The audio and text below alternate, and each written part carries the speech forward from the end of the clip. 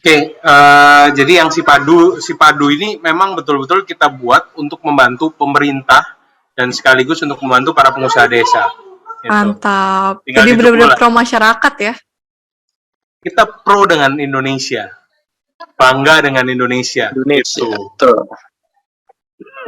Ya, jadi walaupun di Korea jangan lupa Indonesia ya. Profit segera masuk Indonesia lah. Pasti. Kita juga sedang lagi ada proses, bro.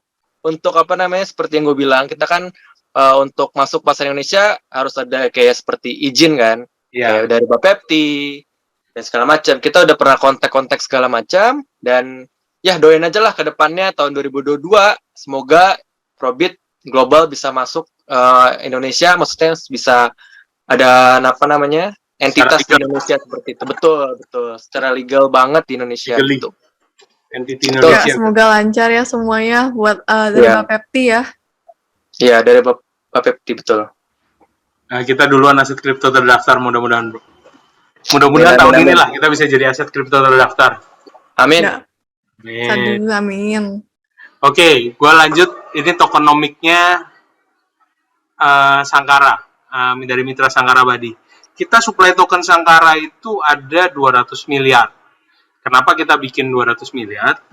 Karena gue berpikir begini, kalau hard cap kita kan di total 300 M nih hard cap kita, baik dari pre-ICO maupun dari ICO. Hard cap nih. Tapi kenapa kita buat sampai 200 miliar? Karena kita mau harga token kita itu tetap di kisaran yang mampu dibeli sama orang. Kalau token kita supply-nya cuma 21 juta, nanti harganya seperti Bitcoin.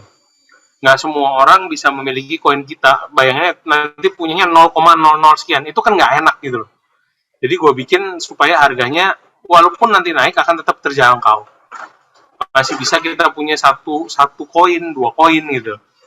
Nah, kita hanya akan lempar ke market itu hanya 50% dari total supply token. Itu nanti bisa dicek di BSC Scan, kita nggak akan lebih peredaran token kita lebih dari 50%. Itu nggak akan lebih.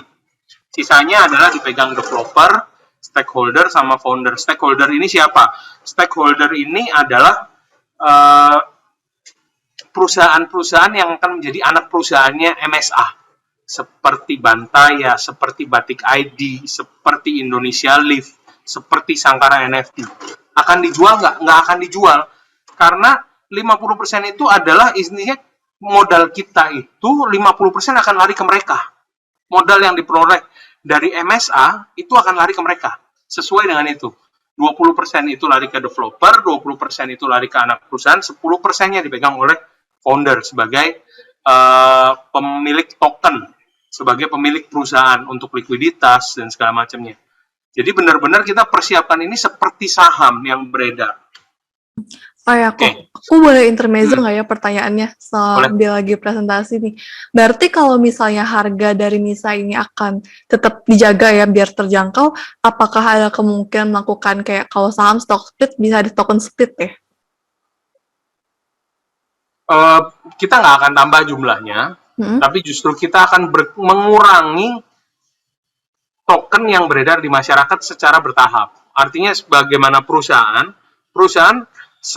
itu kalau mau IPO hanya ada 2 alasan perusahaan itu melakukan IPO atau jadi perusahaan TBK share ke masyarakat. 2 alasan ini adalah satu, perusahaan itu sudah terlalu besar sehingga dia harus membagikan dividen kepada masyarakat. Jadi dia harus terbuka. Contohnya Microsoft itu dipaksa untuk TBK karena keuntungan dia sudah terlalu besar kalau dimakan semuanya sendiri. Jadi dia harus TBK. Nah, alasan yang kedua adalah dia cari dana. Dia TBK untuk dia dapat modal. Dia TBK untuk jual saham dia ke publik, untuk dia dapat modal untuk expand.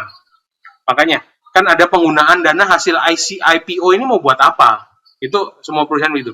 Nah, analoginya Sangkara, apakah kita akan stock split? Rencana penambahan token tidak ada, tapi kita akan buyback semua token kita yang ada di masyarakat, sehingga kita nanti akan menjadi pemegang terbesar perusahaan akan jadi pemegang terbesar. Jumlah token yang di masyarakat tinggal apakah masyarakat mau jual atau enggak, ya terserah. Tapi mereka Artinya token-token yang ada di masyarakat ini atau saham yang beredar di masyarakat ini bisa sebagai tabungan, bisa sebagai aset, bisa sebagai istilahnya aset yang mereka mau pegang seumur hidup. Boleh juga. Contoh, saya akan ambil contoh waktu perusahaan Aqua atau Golden Mississippi itu mereka go private. Ya. Sahamnya tuh nggak pernah aktif sahamnya itu tidak aktif di bursa. Tapi nilainya sudah 100.000.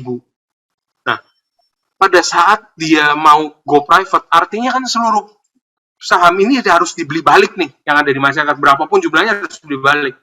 Nah, pada saat dibeli balik, Aqua menetapkan harga waktu itu satu lembar saham mencapai ada yang 1 juta. Tapi ada yang terakhir itu dia harus close. Yang terakhir ini hanya 500 lembar terakhir itu dia harus close harganya 10 juta per lembar saham. Gila kan? Karena orang ini nggak mau lepas. Saya walaupun cuma 0,000 sekian persen, saya mau punya Aqua. Lu sudah jual ini ke saya. Nggak boleh. Ya, gue mau jual kalau per lembarnya 10 juta. Nah, jadi bisa dibayangin, kalau token Sankara ini, kalau kita beli balik terus, setiap tahun kita keuntungan kita kasih tahu ke publik nih, laporan keuangan kita beli balik terus, satu token itu bisa nggak harganya misalnya sampai $1.000? Bisa aja kalau orang pada nggak mau jual. Kalau Sangkaranya mau, MSA-nya mau beli nih, tapi orang itu nggak mau jual. Gue mau jual, tapi harganya $1.000. Lo mau beli nggak? Ya, tergantung. Kapan mitra Sankara mampu membeli token itu, ya pelan-pelan lah. Kan gitu. Iya. Tapi itu bukan kasus kalau misalnya mau akhirnya dari public jadi private lagi ya? Nggak masalah, karena kan memang pada dasarnya dari awal kita sudah bilang, kita ini akan utilisasi, akan tokenization. Kita akan keluarin token lagi misalnya ya, ada rumah makan, ada hotel yang mau dia beli hotel lagi sebelahnya. Dia nggak usah datang ke bank. Dia datang ke kita, ke Mitra Sankara Abadi, kita akan jadi konsultan buat dia, kita akan terbitin token buat dia untuk dia raise fund. Untuk dia dapat dana yang dia butuhkan. Nah, jaminannya adalah aset dari hotel itu sendiri, gitu. Menarik ya. Jadi ini juga bisa buat peluang kerjasama juga ya dengan perusahaan yang udah ada ya? Kita akan jadi konsultan. Memang dari awal kan kita sudah bilang tuh, kita akan tokenization, kita akan utilize. Kita akan bantu orang. Bisa bayangin nggak sih, ada orang sekarang hotel kan lagi berat nih. Mereka utang ke bank, akhirnya utang 1M, begitu bunga nggak bisa bayar, angsuran nggak bisa bayar, kira-kira utangnya akan jadi berapa? Dia kayak tambah bunga-bunganya. Keajaiban dunia ke-8, kata Albert Einstein, adalah bunga berbunga. Bunga berbunga, betul. Itu keajaiban dunia ke-8. Ya. Jadi pada saat situasi begini, sedang pemilik hotel itu tahu akan booming, tapi dia butuh untuk usahanya ini untuk bisa survive. Gimana caranya? Ya, perusahaan dia bisa survive. Gimana? Kalau dia mau jadi TBK, dia harus prepare lah, harus ini segala macam. Ya kan, persiapin laporan keuangan. Butuh waktu berapa lama? Tapi bikin token itu jauh lebih mudah. Kita appraise asetnya. Kita nilai lah asetnya. Secara kasat mata kita ngomong, oke, aset lu nilainya 100 miliar. Ya udah, lu butuh dana berapa untuk ngembangin hotel? Untuk bertahan. Gue butuh dana paling cuma 5 miliar. Oke, kita bikinin lu 100 miliar token, lu jual ke publik 5% aja deh. 5 miliar aja, 50 ini. Misalnya dia butuh cuma 5 miliar, 5% aja lu jual. Sisanya lu pegang. Inilah tokenisasi. Prinsip dari tokenisasi, semua usaha bisa dibikin token. Nah, artinya ada peluang satu lagi untuk menjadi custodian penyimpan aset. Nah, menarik kan? Custodian penyimpan aset artinya asetnya hotel ini, sertifikat atau apapun secara legalitas disimpan oleh perusahaan pihak ketiga atau custodian. Itu yang nanti Sankara akan buat. Setelah kita punya klien pertama kita sudah prepare nama perusahaannya, kita sudah prepare legalitasnya, hanya izin untuk custodiannya. Balik lagi, Mbak Pepti belum mengeluarkan aturan yang baru hanya perbab nomor 7 itu, peraturan Mbak Pepti nomor 7 itu, untuk custodian ini belum diatur secara gamblang lah. Jadi masih butuh waktu sedikit lagi supaya perusahaan ini bisa siap. Itu yang mau kita lakuin juga.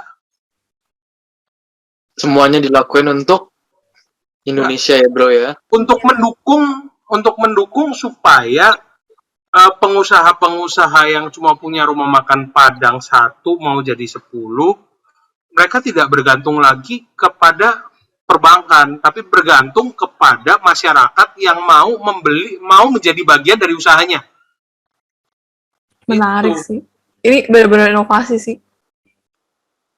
Itulah tokenisasi. Ayolah, lu lihat PT Telkom TBK ada di Indonesia, dia ada di Bursa Efek Indonesia, dia ada di Bursa Efek Amerika di Dow Jones, ya kan? Tapi pada saat PT Telkom misalnya dia mau pergi ke Hong Kong, dia harus prepare begitu panjang lagi prosesnya. Tapi lihat Sangkara hari ini, token Sangkara hari ini kita jualannya tidak di Indonesia, kita jualannya di global. We are going to South Korea. Artinya seluruh orang dari seluruh dunia bisa beli ini token. Masa orang Indonesia sendiri nggak mau? Ya. Itulah yang namanya tokenisasi. Biar nggak ada borderless nggak ada batas negara. Ya, jadi semuanya bisa go internasional ya sekarang. Semua bisa dibikin restoran internasional, semua bisa dibikin hotel internasional, semua bisa dibikin masyarakat internasional bisa menjadi bagian dari tokenisasi ini. Tanpa ada yang ya ribet segala macam. Tinggal nanti kita preparation, risk appetite-nya seperti apa, mitigasi risikonya seperti apa. Tuh. Oke. Mungkin boleh nih kok sharing sedikit juga tentang roadmap-nya kok. Oke.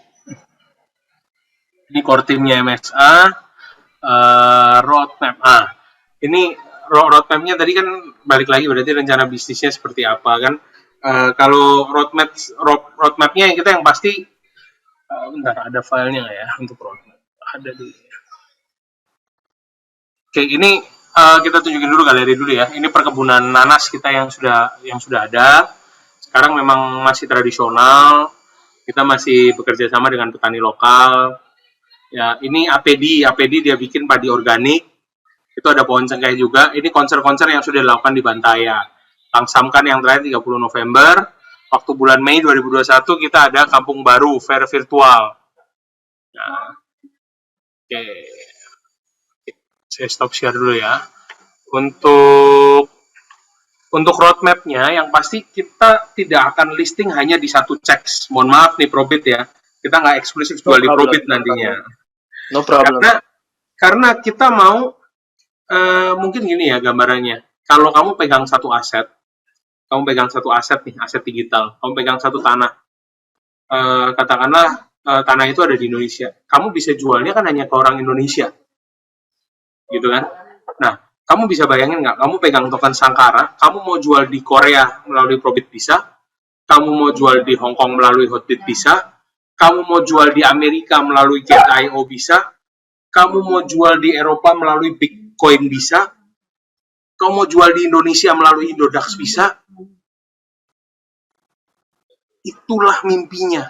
Koin kita akan menjadi koin paling liquid yang bisa dijual di seluruh checks di seluruh dunia. Mimpinya itu roadmap. Jadi tahun depan kita akan fokus di situ. Berarti fokus utamanya tuh biar dari semua negara bisa ngebeli token MISA ini ya kok. Membeli token MISA dan menjual, termasuk kita mau jual token MISA kita di mana aja bisa. Oke kok. Dan sudah tepat banget MISA token IEO dan listing di Probit untuk pertama kali. Gitu ya. Karena di Probit kita ada sekarang 45 languages website kita. Jadi seluruh user dari seluruh dunia bisa akses website kita tanpa ada batasan bahasa. Jadi kemungkinan kan kita emang tahu nih, semua orang bisa lah istilahnya bahasa Inggris. Cuman kan lebih mendekati lagi jika kita bisa menghadirkan native language-nya untuk mereka sendiri. Kita ada bahasa Swahili sekarang untuk user kami dari Afrika. Ada bahasa sekarang Tagalog, barusan kemarin ada juga kita masukin bahasa dari Albania. Pokoknya semua user kita ingin memberikan kenyamanan dari seluruh dunia, biar semua bisa trading dan juga ikutin semua event-event yang ada di Probit dengan lancar seperti itu. Dan juga kita mau info lagi nih, sebagai salah satu exchange yang belum pernah kena hack. Itu Keren yang terpenting. banget. Karena kita semua dijamin, semua aset user kami jamin aman, dan seperti yang boleh dilihat di white paper Probit Global sendiri, co-founder kita tuh salah satunya adalah pendiri Linux Korea. Wow. Saat yang kedua adalah salah satu pengacara. Jadi dia sebelum jadi CEO di Probit, dia adalah salah satu penasihat pengacara di salah satu law firm terkenal di Korea. Jadi makanya Probit selalu mengikuti satu, aturan-aturan yang ada, dan dua, untuk sistem keamanan pasti terjamin. Seperti itu. Jadi untuk semua user, nggak perlu takut aset mereka hilang ataupun apa, pasti akan selalu aman di Probit. Mantap, Wah. mantap. Emang keren banget sih. Belum pernah kena hack loh. Belum pernah. Oke deh. Kok mungkin kita boleh masuk nih ke pertanyaan kali yang udah ditanyain ya kok. Boleh. Oke, Boleh mungkin- saya izin dulu? Oh iya boleh. Thank you ya Ko Yonas udah sharing juga nih. Nanti tentang untuk Probit. para penanya yang dipilih akan kami kirimkan masker dan juga kaos Probit untuk 3 orang pemenang. Siap. Oke. Thank Thank you. Thank you. Thank you. Sukses terus untuk bisa token. Ya, thank you. Sukses Bro Thank you, juga Yonas. buat baby. Thank you. Thank you, Ko. baby. Bye. Oke kok. Mungkin aku bacain ya. Pertanyaan pertama dari Ananta. Pada web dikatakan salah satu misi Sankara adalah menciptakan crypto exchanger terpercaya. Apa saja langkah-langkah yang sudah ditempuh untuk mencapai misi ini? Oke. Kita sudah konsultasi ke Bapepti. Artinya harus ada PT yang berbeda lagi untuk MSA. Tapi MSA boleh menjadi bagian dari PT itu kan. Nah, untuk exchanger itu permodalan yang harus disetor itu minimal 50 miliar. Wow. Ya, perbab nomor 7 itu bisa dicari. Jadi, langkah pertama yang kita lakukan antara dua. Apakah kita bekerja sama dengan exchanger global yang mau masuk ke Indonesia sehingga menjadi GV joint venture. Salah satunya tadi kan saya sudah bilang apakah bisa nanti dengan Probit, apakah bisa nanti misalnya dengan IndoX atau yang mana lah, yang intinya kita akan coba lakukan dua langkah itu. Tapi kita sudah tahu persyaratannya. Nah, harapannya exchanger kita itu bukan jual lagi cuma sekedar altcoin yang dari luar negeri. Bisa bayangin nggak sih, sekarang ini untuk listing di Indonesia jauh lebih sulit daripada listing di luar negeri. Bener sih, aku setuju sih. Aku setuju kalau kayak peraturan di Indonesia tuh kayak banyak banget, ribet banget. Ya, Kayak seakan-akan dipersulit gitu kok untuk masuk. bayangin, gua yang asli Indonesia, mau bikin koin di Indonesia, mau bener aja di sini susah gitu loh. Iya. Jadi, apa yang harus kita lakukan? Kita pergi dulu ke luar negeri, baru balik lagi ke sini. Tapi, beruntungnya adalah sistem di kita ini sudah mulai diperbaiki satu persatu. Ya, kita berterima kasih lah, pemerintah kita jauh lebih terbuka, jauh lebih transparan, dan Bapepti juga jauh lebih maju lah. Sehingga surat yang kita kirimkan itu tidak sekedar cuma dibaca atau itu, kami juga ditanggapi dengan cepat. Hanya dalam waktu 14 hari, kami langsung diundang untuk audiensi. Itu appreciate kita buat Bapepti lah. Ya, cuman memang waktu pertama kali kita mencari peluang untuk masuk dulu di Indonesia sebelum keluar negeri, itu kita agak kehambat. Kita agak sedikit terhambat. Makanya akhirnya kita listing dulu di luar negeri, dan kita kembali lagi ke sini. Dan kita lagi mudah-mudahan lah lampu hijau dari Bapepti ini betul-betul bisa kita benar-benar jalan tol. Oke kok, untuk pertanyaan kedua dari Genesius mau menanyakan untuk menjaga stabilitas harga token MISA, apakah nantinya akan melakukan kegiatan seperti token burning? Oke. Token burning nggak? Artinya saham perusahaan dibakar kan nggak bisa, Mm-mm. ya kan? Yang akan kita lakukan adalah buyback. Itu sudah ada di light paper kita. Kita akan buyback untuk mengurangi supply sedikit demi sedikit, sehingga nanti supply di masyarakat benar-benar tersisa hanya yang berupa benar-benar aset, itu aja. Oke. Nah, kan tadi ada disebutkan bahwa emang pengen menjaga harga juga. Apakah nanti, oh ya ini dari Ricardo, apakah nanti MISA token itu sifatnya akan seperti BIDRB USD gitu kah? Nggak, tadi kan saya udah bilang, stable token yang kita maksudkan, ya stable token rupiah tetap BIDR kan, tapi kita sendiri harganya menjadi lebih terkontrol dengan adanya fundamental, bukan hanya rumor. Oke. Bukan hanya rumor. Tadi menyambung yang tadi exchanger ya, kan kita bilang exchanger kita nanti hanya isinya koin-koin asli anak Indonesia. Anak binus mau bikin koin, listing di mana bingung, kita bantu.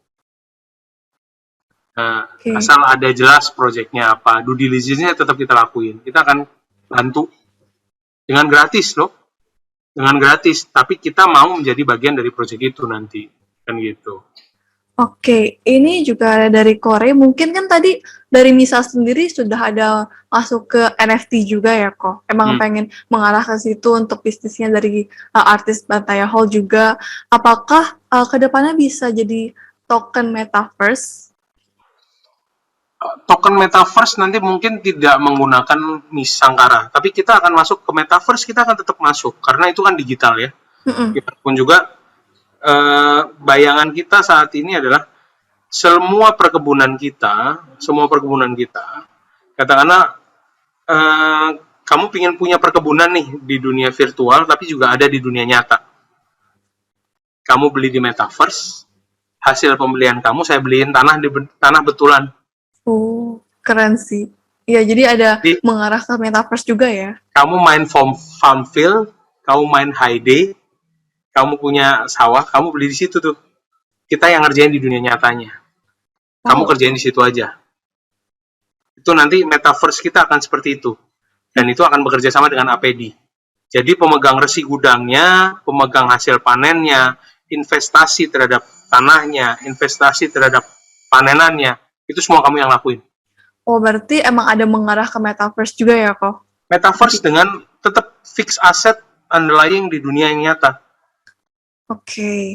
Nah, kemudian dari Kelvin ada yang bertanya, dengan kolaborasi NFT yang dibuat, apakah hak ciptanya tetap ada pada kreator aslinya atau menjadi dua pihak? Hak ciptanya tetap dipegang oleh si pemilik dari NFT-nya. Artinya kayak kita kan ada jual foto-fotonya rival, ada jual lukisan segala macam. Itu ada perjanjian yang sudah kita set secara hukum. Kenapa NFT kita di Sangkara NFT masih sedikit? Karena perjanjian-perjanjian ini lagi kita siapin.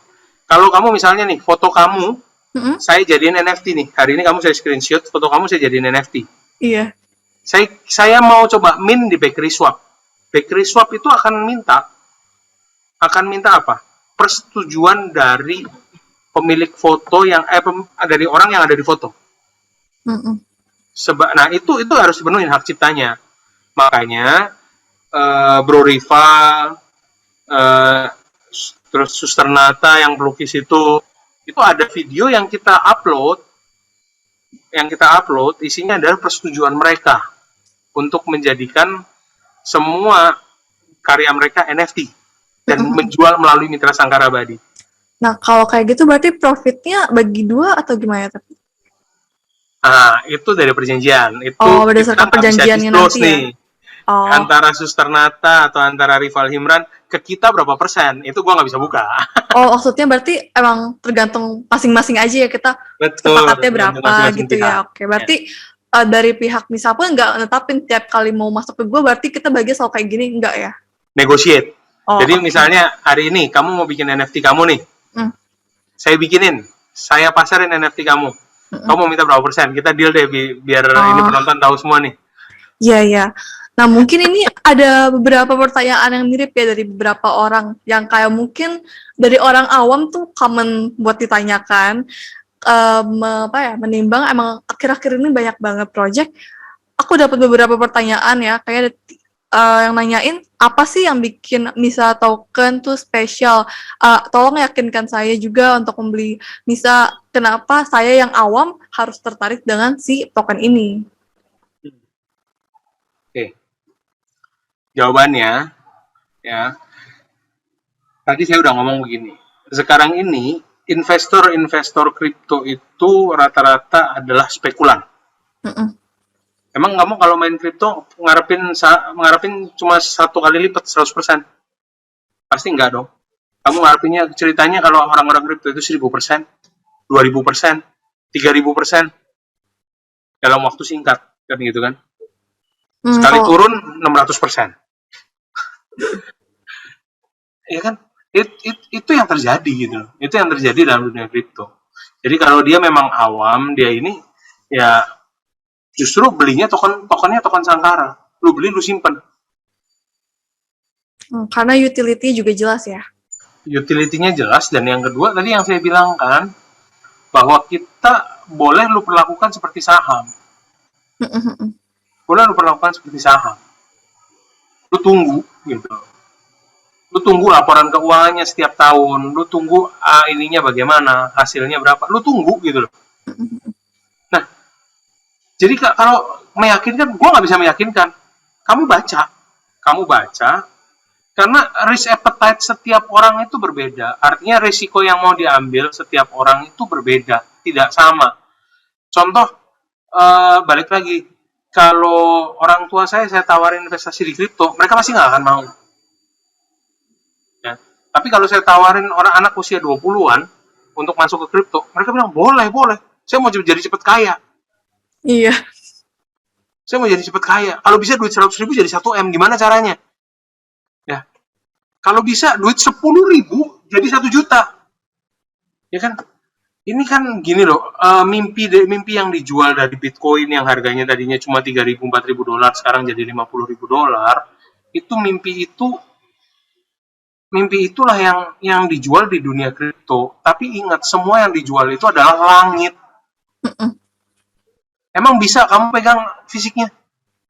Saat kamu beli Sangkara, kamu bisa pegang fisiknya loh. Karena emang ada underlying aset ya. Cepat sekali, dan usahanya sudah ada gitu. Kalau yang lain, usahanya mana? Baru mau dibuat. Benar. Usahanya apa? Ini baru mau bikin game. Gamenya mana? Oh, ini lagi di develop. Kalau kita sudah showing. Digital kita sudah ada. Asetnya mana? Loh, kita sudah ngikat sama APD. Emang APD mau sama kita kalau kita abal-abal? Oh iya, benar. Nah, itu tadi ada juga nih yang nanya dari Deka. Sebenarnya mungkin tadi udah dijelasin ya, mungkin boleh kalau misalnya ada penambahan, dia menanyakan terkait hubungan kerja sama APD ya. Tapi kan tadi lebih ke perkebunan juga ya, karena kan Sangkara base-nya perkebunan dan ini jadinya akhirnya dibantu dari pihak APD juga. Terkait juga ada aplikasi Sipadu gitu ya. Sipadu, betul.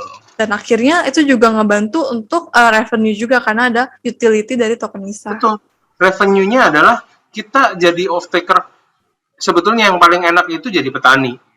Selama petani itu pasti untung. Selama kamu tanam, kamu yang panen, bukan orang lain yang panen. Benar. Tapi ya, memang tergantung sama alam. Tapi permasalahannya petani di Indonesia ini sekarang kekurangan modal sehingga terkenal sekali yang namanya sistem ijon. Ya, buah mangga belum matang udah dibeli kan gitu. Ya, ini pohon saya beli dulu ya gitu kan, istilahnya ditebas lah. Nah, itu ijon ini kita juga akan hilangkan dengan bantuan APD, dengan bantuan kita menjadi off-taker, dan juga dengan bantuan Resi Gudang itu akan membantu ya, mempermudah. Iya, mempermudah orang dari seluruh dunia, seorang dari seluruh Indonesia untuk tahu stoknya ada berapa. Oke. Nah, kemudian ini mau ditanya juga, kenapa underlying aset itu menjadi key utamanya MISA dan apa pengaruhnya? Nah itu, kamu beli koin SIP, kamu beli Bitcoin, kamu beli Ethereum, kamu beli apa? Terus kalau mereka tiba-tiba jaringannya di lock, Udah Terus nggak beli ada value ya. Squid. Kenapa kamu beli koin Squid? Kenapa FOMO kamu deh beli kayaknya rata-rata. Kenapa kamu beli Light? Karena kamu beli apa? Apa alasannya? Nah, jadi kenapa? Karena kita mungkin satu-satunya yang sudah memikirkan itu, memikirkan apabila sampai anggaplah di semua teknologi yang disebut dengan blockchain ini bubar. Selesai. Terus sisanya apa? Kertas. Iya sih. Sisanya apa? Tulisan. Janji manis ya. Ya, sisanya ya itu aja lah. Sisanya yang kamu bilang itu lah. Ditinggalkan. Iya. Sakitnya di sini. Iya sih. Nah, mungkin ini juga ada pertanyaan lagi. Jadi berarti kita bisa bilang ya, kan ada yang menanyakan tentang killer feature yang membedakan misal token dengan kompetitor lainnya itu lebih ke adanya underlying asset yang jelas, udah ada perusahaannya, mungkin kayak yang tadi Koyonas juga udah mention ya, dia juga udah mengajukan legalitas ke Bapepti, jadi lebih udah tercover semuanya ya. Ya, kita berbeda memang. Kita tampil beda bukan hanya sebagai koin abal-abal. Tapi kita masih anak kecil yang mencoba menantang dunia, kan gitu. Oke. Nah, terus ini mungkin untuk terakhirnya, MISA itu aman gak sih? Taunya aman itu cuma stable coin. Kalau MISA tuh jadi masuknya ke kategori apa ya? Kan mungkin sekarang biasa ada yang bilang ini Metaverse token, ini NFT token, terus ada yang bilang ini DeFi token. Nah, kalau ini apa? MISA token back on asset and business. Oh, Back berarti on asset and business. oke. Oh, sama ini ada lagi deh. Apa yang menginspirasi pembuatan token MISA? Latar belakangnya itu apa? Latar belakangnya adalah saham.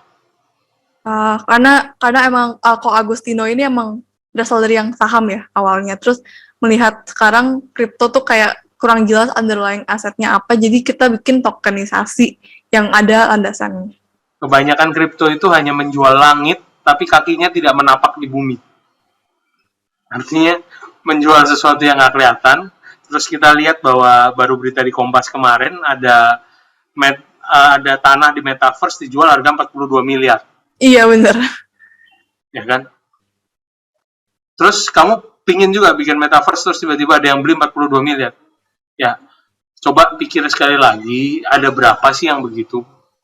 Satu, terus beritanya digede-gedein di ini, akhirnya jadi booming yang nggak jelas gitu.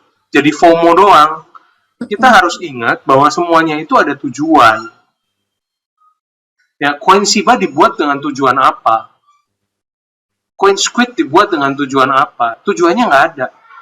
Jadi kita ini sudah punya tujuan. Lu masih tanya lagi tujuannya apa, kan gitu. Mantap sekali kok. Udah berarti sekarang aku juga dari ama ini aku juga jadi lebih jelas sebenarnya misalnya arahnya kemana, dan emang menurut aku jelas banget sih ini roadmapnya, tujuannya, kegunaannya, apalagi dengan kerjasama yang udah sekarang lagi berlangsung ya dengan Bantaya Hall, dan kayaknya yang paling menarik tuh yang sama APD ini sih ya, apalagi dengan sekarang aplikasinya lagi berlangsung sehingga utilitas dari token MISA juga semakin jelas. Sebagai crypto girl, kamu tertarik dengan APD, saya juga sedikit kaget nih. Karena Jadi aku baru dengar loh hari ini gara-gara Sangkara MISA ini aku baru tahu ada APD itu apa sih. Ini kan aku juga sempat ngecek-ngecek dong. Oh, ini tuh terkait perkebunan yang bantu UMKM Indonesia ya. Oh, aku baru tahu udah kayak gini yang bangun desa-desa gitu ya. kamu tahu nggak ada berapa jumlah desa di Indonesia? Enggak dong, enggak tahu. Banyak mana sama jumlah kotanya deh? Enggak, aku enggak jago geografi. Enggak. Kira-kira banyak mana sama jumlah kota? Pasti banyakkan desa lah. Banyakkan desa. Ya, sekarang gini, jumlah mall-mall itu terlalu banyak di Jakarta. Bener. Ya kan?